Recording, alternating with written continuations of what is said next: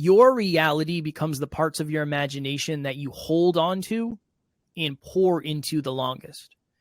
As we get older, our imaginations are kind of beat out of us. Be realistic, get this, do this, don't color outside the lines. The people who hang on to that the longest are usually the people who end up living it and the people who pour into it. Every day they try to do a little bit more. They do a podcast episode. They paint a portrait. They do whatever it is, take pictures. Those are usually the people that make it. So I would challenge you out there to tap into those things, right? What do you really aspire to? And what are you doing to create that into reality?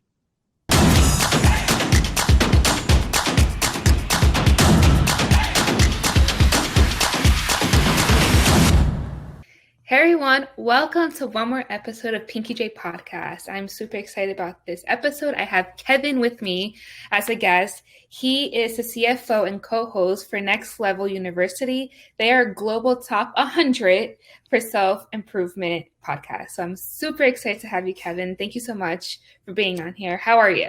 I'm living the dream. It's Friday. It's beautiful. I appreciate you having me. I'm excited to chat and I love your energy. I'm super excited about this topic, which it is taboo and people don't talk about. So outgrowing people and how we sometimes get stuck. Instead of moving forward, we get stuck to our friends, our family versus leaving them behind when we should and move on with our lives and try to conquer our dreams. Tell me more about this. Have you experienced with this? Yeah, I had a very challenging experience with this. So I was dating a young lady. This was probably 5 years ago. I was dating a young lady and she said, I haven't met your friends. I want to meet your friends. And I said, all right, cool. You come over, we'll have a cookout. It's going to be awesome. You can meet my friends. And then I went on to explain what she could expect from my friends. And I said, so I had two friends she was going to meet. And I said, okay, the first one, he's like my big brother. He's the most respectful human on the planet. He's amazing. He's going to be so curious. He's going to want to know everything about you. He's just going to treat you like a little sister. He's amazing. And then I said, the other one, and then I had to stop. And I said, he's kind of a dick. He self-identifies as, I'm kind of a dick. He's going to make fun of you. He's going to make jokes at your expense. He's going to say inappropriate things. And he's going to say, that's just who I am. And I had this moment where I said, imagine if somebody had to introduce me that way. And I asked myself a question that day. Are the people in my life the best from my past or the best for my future? And at that point, I started to reallocate time with a lot of the people that I was spending time with. And that was one of the most challenging things in the world. Now, here's the thing. I have love for that person. I have cried over missing that person. I haven't spoken to that person in years. I still love that person. I don't have any negativity towards that person. I just didn't think they brought the positivity for my future. And that is one of the challenging things. I've told clients that they should probably reallocate the amount of time they're spending with their family because their family is toxic, because their family is negative, because their family holds them back and wants them to be somebody else. I know this is a triggering thing. I know it's taboo. I know a lot of people don't talk about it. But if we really were able to grasp the fact that 60, 50, 40, 30, 20 years from today, whenever you're on your deathbed, you will regret not doing what you wanted. That is a certainty. That is 100% a certainty. And two, a lot of the people who are influencing you not to live the life you want are not living the life they want either. And that's one of the reasons I think they're influencing you not to live yours. So I'm very passionate about this because I know even talking about it might make me sound like a cold-hearted individual. I don't think I'm that way, but I want to be successful, and it's my responsibility to be successful for myself and for my family and for my business and for our team members and for my business partner. It's my responsibility to do that. And that means it's also my responsibility to make sure the people in my circle are the best. And I understand that because I think we all go through it. I even go through that, right? Of course. But then people are going to say, well, you're being selfish. You're not being selfish. Yeah, but you got to put yourself first. And that's what I'm learning because my whole life, I never put myself first. Never. And I realized life, short. It passes by like a blink of an eye. And then when you take a step back like you did, wait, do I need these people in my life? I love them, but are they adding value? I also took a step back and I was like, no, it's time to put myself first. And of course, many people didn't like that. But we have to do what we have to do to make ourselves happy. It's unfortunate that it has to be that way. But I do think you'll regret it if you don't come to that conclusion. So a few things to look at. Okay, why are relationships relationships? Why do we have the relationships that we have? If you think of it from the perspective of we grew up together, so coincidentally we ran into each other. Okay. From a geography standpoint, I lived close to them. Okay. From a convenience standpoint, we went to the same school. Okay. I love that. That's awesome. But why are they going to be friends with you in 15 years? If you don't have similar core values, similar core beliefs, and similar core aspirations, and you have those in conflict, that's where things get to just can be weird. When we came on, you said, I want an open, honest conversation. Maybe some of the stuff would be taboo. If I said, I don't want to be vulnerable, I don't want to talk about taboo stuff, I don't want to talk about real stuff, immediately this doesn't work. And we're definitely not going to be able to be friends. Core values, core beliefs, core aspirations. What do you value as a human being? I value self-improvement. I love self-improvement. It changed my life. It saved my life. What are my beliefs? Self-improvement can change the world. Awesome. What are my aspirations? To have the most successful self-improvement company on the planet. That's why I'm here doing what I do in the way I do. And a lot of the people, all the people around me, at least understand that and support that. They don't have to be on board with saying, oh, I want to change the world. Totally fine. You just have to understand why I want to, why I need to, and why it's so important. We need more people like you because we need that inspiration. We feel like, and I've mentioned this many times in my other episodes, we live in a crucial world, and I think it's just getting worse. With social media, the media, you have to have this amount of friends and this amount of followers and, all this pressures of society that we need people like you to be like, hey, it's time to put us first. And who cares what the other people think? My core values are more important. It's hard. It's hard to deal with the judgment. I'm afraid of judgment, just like everybody else. I've just been practicing this for a long enough period of time and transparently, I grew up without a dad. I didn't know my dad. I didn't meet my dad until I was 27. So I think there was a part of me that understood if somebody's not good for you, you might actually be happy they're not in your life. Yes, I grew up without a dad, but is that better than growing up with a toxic one? I don't know, right? That's a deep question and it's philosophical. I don't know. But I very much understand the fear of judgment that surrounds these things. I get a lot of that when I wanted to be a podcaster. Are you going to be a podcast? How are you going to make money? All this stuff. I understand. I completely understand. I mean, I didn't know how I was going to make money either. So no shame or guilt on you if you doubted me, but you just got to start small. Maybe you don't go shout from the rooftops what your biggest goals and dreams and aspirations are, but you got to start leaning into who is the person that you really, really want to be. And here's one of the most powerful things about this. If you want to find your people, your tribe, your group, you have to be yourself. Again, one of the reasons being yourself is one of the hardest things is because when you pretend to be someone else and somebody pushes back, you don't have to take it personally. But we have to take risks if we want the rewards on the other side. And it's scary. It's very scary. It's for a lot of people. You're getting out of that comfort zone. You're with your friends for 20 plus years. This is my comfort, right? Even though we don't have the same values and we don't agree on something, I'm still going to stick with you because it's comfort. But to let that go and to move on, yes, you still love the person, but to move on because you have other values, it's very hard. Boundaries.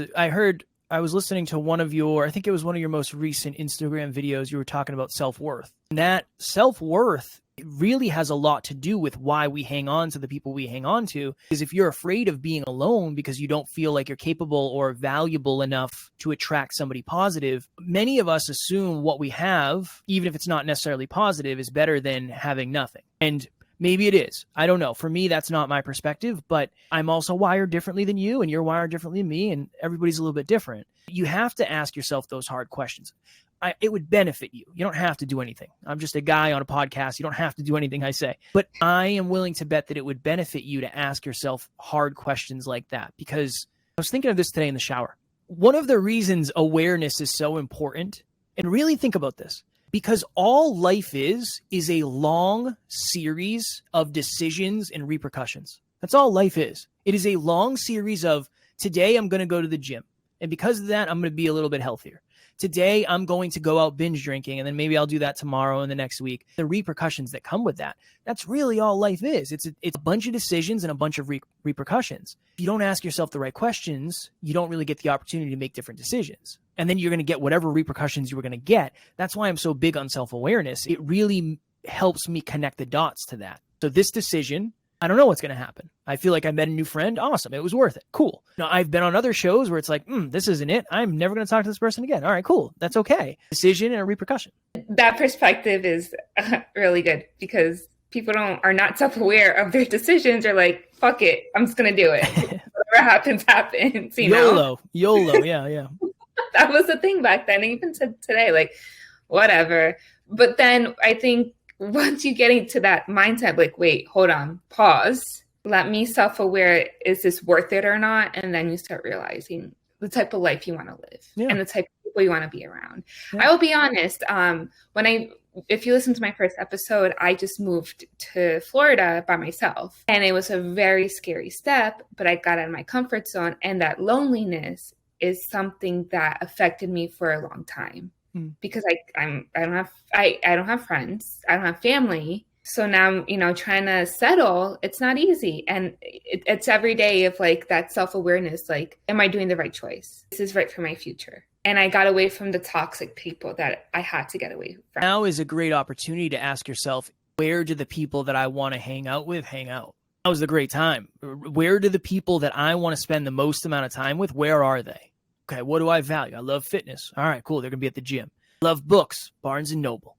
A lot of people say, how do you find the right people? Yeah, I understand. Again, meeting friends later in life is definitely a challenge.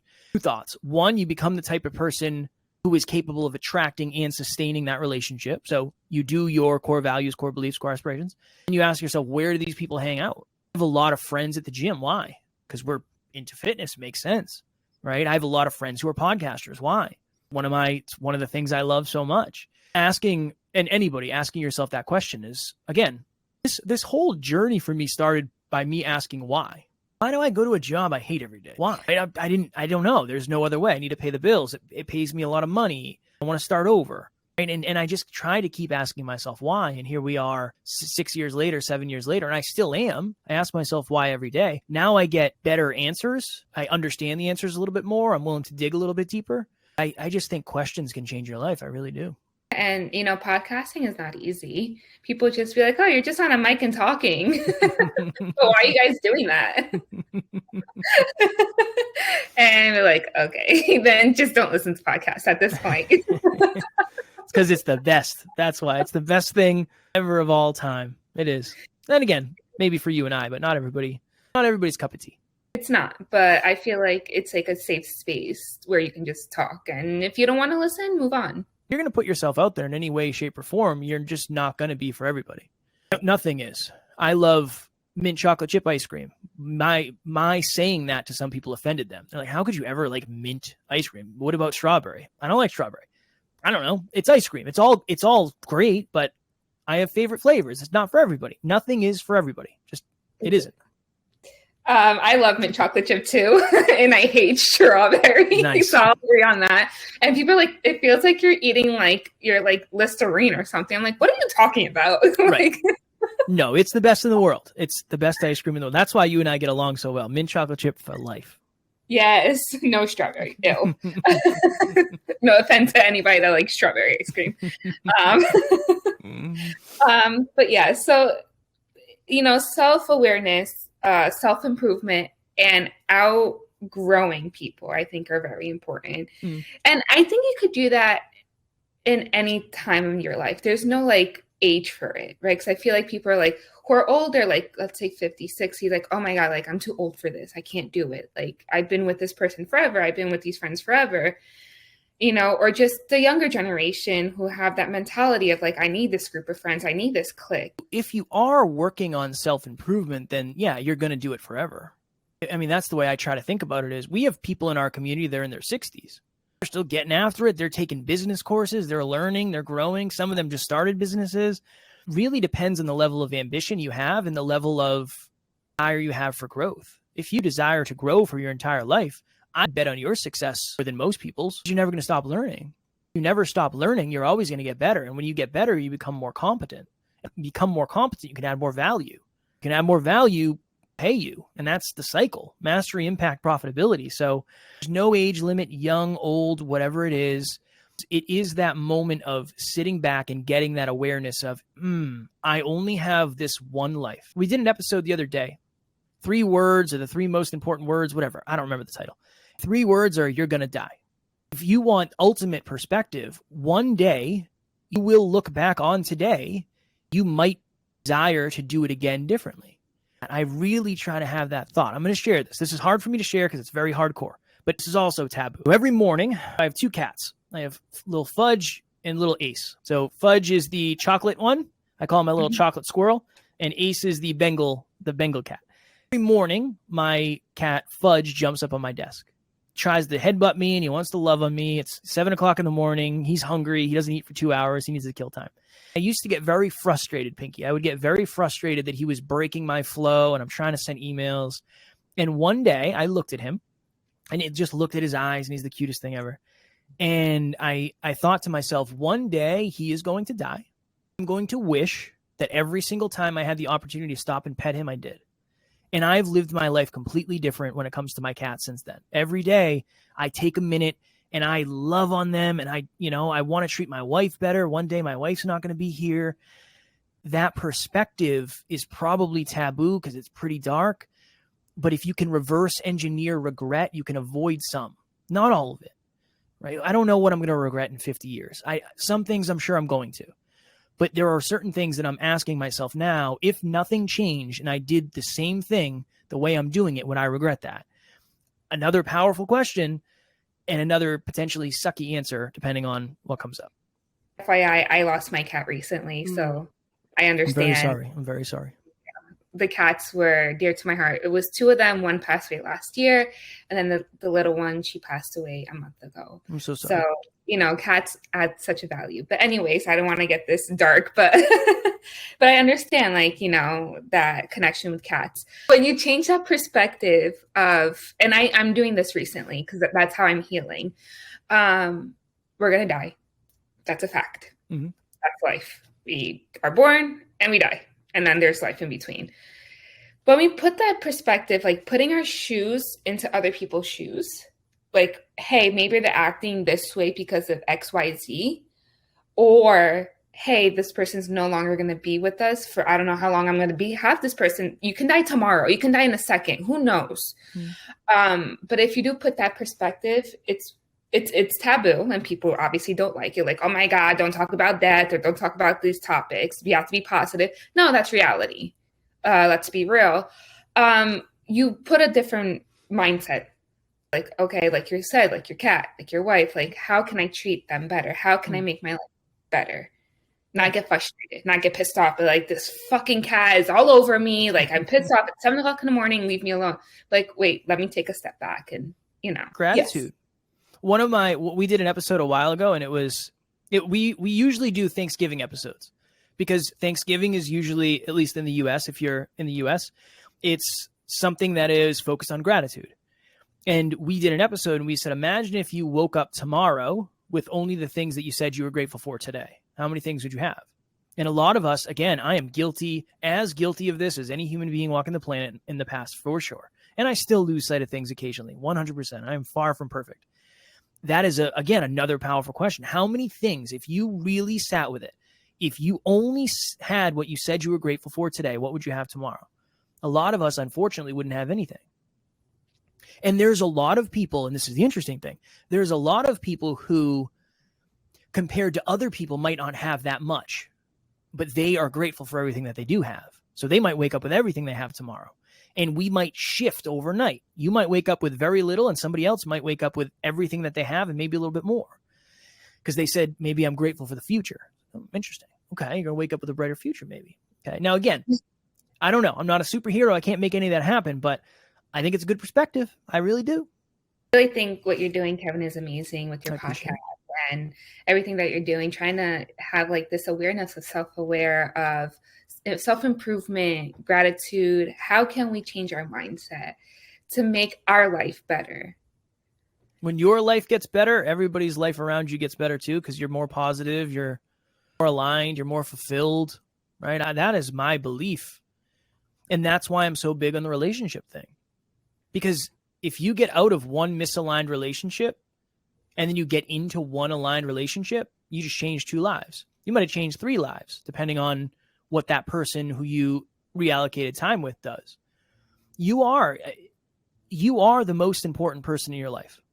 That hands down, the analogy of if you lose oxygen in the plane and the mask falls down, you got to put it on yourself first. I know it's an old one and it's very stereotypical, but it is true. You can't take care of your kids if you don't take care of yourself. You can't take care of your job if you don't take care of yourself, your pets, your family, your home, your business. You can't. So you are the most important thing in your life. And a lot of us have been guilted for thinking that way. Understandable, right? I'm sure there's a lot of people that maybe take that to the extreme, but yeah. Yeah, we have to put ourselves first. Absolutely. 1,000% I agree on that, because most people don't. And I put myself in that category because I didn't in the past. I'm finally opening up to that. From day to day, progress is invisible. From year to year, progress is impossible to miss. That's one I love. Just stay the course if you're doing something that you think is going to be worth it. I went to the gym today and I went to the gym yesterday. I'm no different. I'm exactly the same, at least measurably. There's no difference. But if I look back a year ago, things are a lot different. That's one. And then this is the last thing I would say. And I have a firm belief on this. Your reality becomes the parts of your imagination that you hold on to or into the longest. As we get older, our imaginations are kind of beat out of us. Be realistic, get this, do this, don't color outside the lines. The people who hang on to that the longest are usually the people who end up living it, and the people who pour into it. Every day they try to do a little bit more. They do a podcast episode, they paint a portrait, they do whatever it is, take pictures. Those are usually the people that make it. So I would challenge you out there to tap into those things, right? What do you really aspire to, and what are you doing to create that into reality? Thank you so much, Kevin. You're very inspirational. Your words, everything that you're doing, your podcast. So check out Kevin's podcast, Next Level University. And if you have any questions, you can reach out to Kevin. Thank you so much, Kevin. My pleasure, Pinky. Thank you for having me. Thank you for listening. Till the next one.